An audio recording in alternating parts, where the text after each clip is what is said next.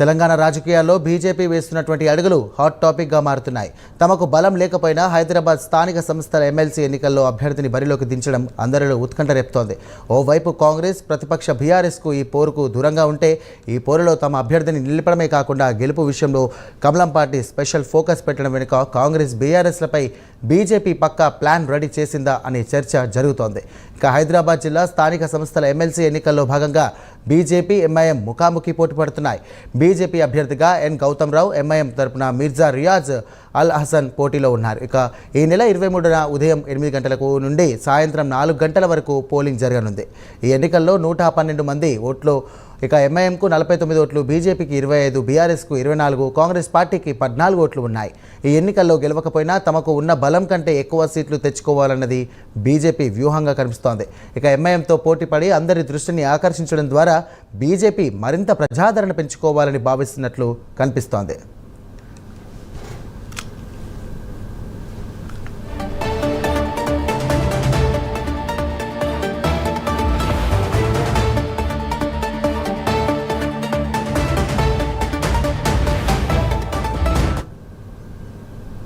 ఇక ఇటీవల జరిగినటువంటి టీచర్, గ్రాడ్యుయేట్ ఎమ్మెల్సీ ఎన్నికల్లో సత్తా చాటిన బీజేపీ హైదరాబాద్ స్థానిక సంస్థల ఎన్నికల బరిలో వ్యూహాత్మకంగా వ్యవహరిస్తోంది.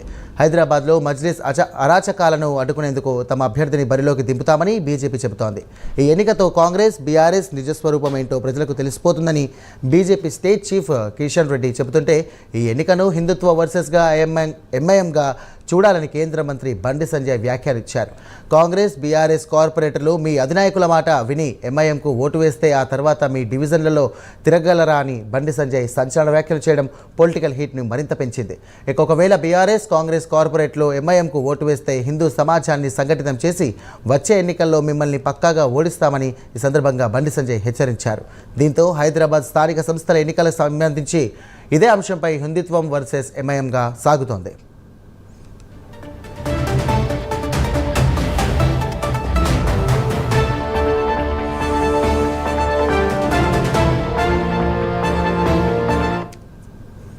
ఇక మరోవైపు హైదరాబాద్ లోకల్ ఎమ్మెల్సీ విషయంలో బీజేపీ అనుసరిస్తున్నటువంటి వ్యూహం భాగ్యనగరంలో పార్టీ కేడర్ను సెట్ రైట్ చేస్తుందా అనే చర్చ జరుగుతోంది.